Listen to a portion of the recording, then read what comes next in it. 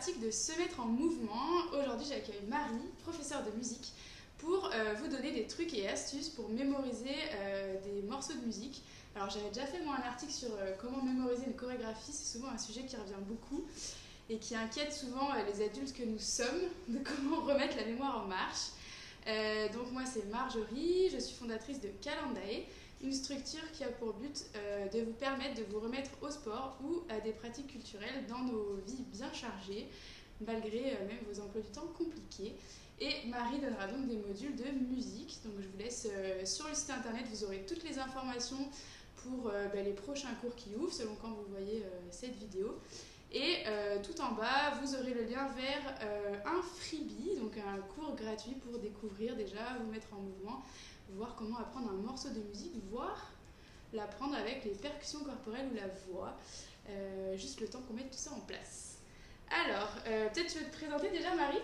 Oui, nous dire un peu ce que tu fais, tout ça. Oui, donc je suis Marie, je suis professeure de flûte traversière à l'atelier musical Cadenza.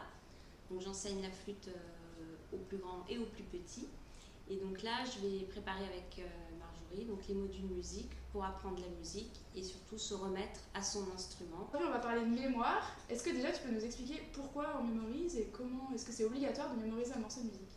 Alors, c'est pas obligé de jouer vos morceaux par cœur, vous pouvez très bien jouer avec votre partition, mais parfois, soit on en a besoin pour un concours ou un examen, ou alors on a envie pour avoir le plaisir directement, s'écouter et puis se libérer de la partition pour être vraiment concentré sur son interprétation. Toi, tu préfères jouer avec ou sans partition ? Alors moi, je mémorise très mal, donc je joue très souvent avec partition et j'essaye de jouer de mémoire, mais voilà, moi je suis très accrochée à la partition. Est-ce que tu peux nous expliquer du coup comment ça marche la mémoire en musique et sur quoi on peut s'appuyer ? Alors, en musique, on utilise les trois mémoires. La mémoire visuelle, souvent on s'en sert pour la lecture de notes. La mémoire auditive, parce que forcément, on en a besoin pour s'écouter et pour suivre le fil en fait de son morceau. On se rappelle de ce qu'on va jouer. Et la mémoire gestuelle, parce que sur l'instrument, voilà, on utilise nos doigts, nos mouvements du bras, et souvent ça nous aide à mémoriser le morceau en sachant ce qu'ils vont faire. Même eux, des fois, le savent avant que nous, on ait réfléchi à ce qu'on devait jouer. Du coup, on est obligé d'être super fort dans les trois mémoires ? Non.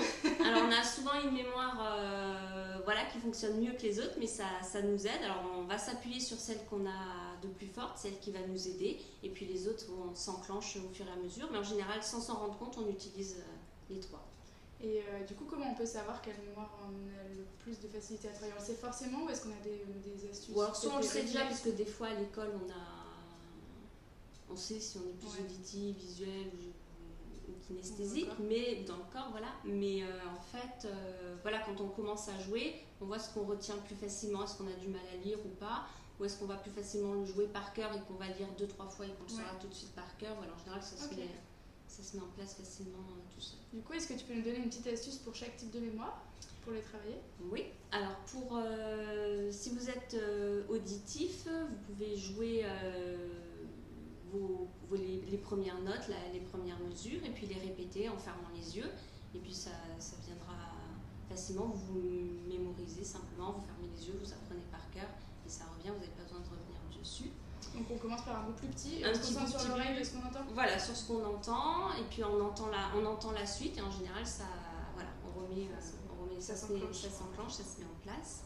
Si vous êtes plutôt kinesthésique, là, c'est plus le mouvement, les doigts, ce qu'ils vont faire, qui va vous aider. Donc, à vous de repérer les endroits où ça peut monter, ou ce que vont faire vos mains, si elles vont jouer, aller dans un sens plutôt dans l'autre.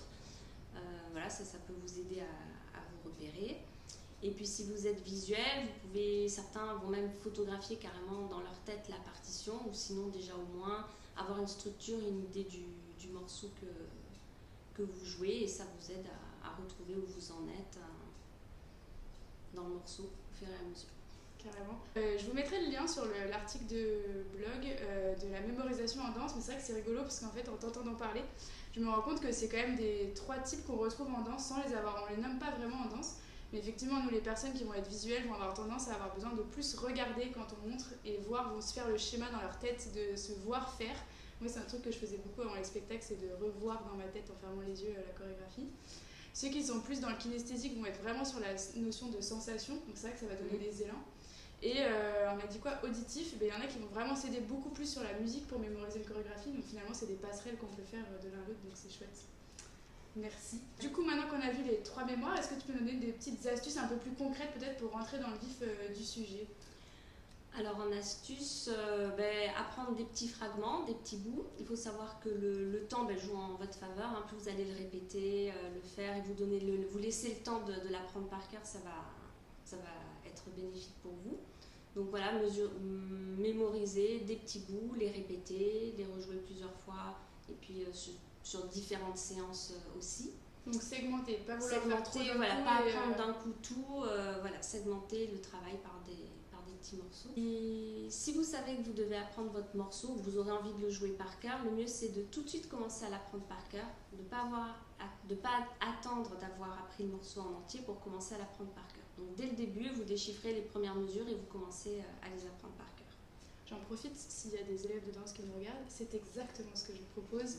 C'est-à-dire qu'on arrête de vouloir savoir avant de faire. Si tu me corriges si c'est pas ça. C'est ça. On a tendance à vouloir apprendre et se lancer par soi-même que quand on est sûr qu'on a tout consolidé. Le conseil qu'on vous donne en musique, en danse, et du coup je pense que ça s'applique à plein d'autres disciplines, parce que petit à petit dans ce blog on va se mettre à parler plein d'autres choses. C'est vraiment de vous lancer dès que vous avez un petit morceau sur lequel vous accrochez, quoi. Donc 3 notes, 3 mouvements, on y va et la mémoire va s'enclencher sur ces espaces-là où elle ne sait pas trop ce qui se passe. On est d'accord? Voilà. Oui, on n'a pas forcément la suite, mais c'est ça. Voilà, c'est ça. Donc on y va, on se lance et on enclenche la mémoire avant de tout comprendre ce qui se passe. Super. Alors on segmente la partition. Donc le but, c'est d'apprendre par petits bouts, de prendre quelques mesures, une phrase musicale, de découper comme vous voulez, de l'apprendre, de fermer les yeux, de le rejouer, de le répéter. Et puis le lendemain ou le surlendemain, d'apprendre une autre partie et qu'à la fin de réviser la première que vous avez appris aussi, ne pas laisser trop de temps entre les différentes parties que vous révisez. Voilà, pour que la mémoire s'enclenche bien et retrouver toutes les informations. C'est un peu comme dans la vie, quoi. On se découpe la grande montagne en petits paliers. Voilà, des petits paliers, on décortique au fur et à mesure. Top.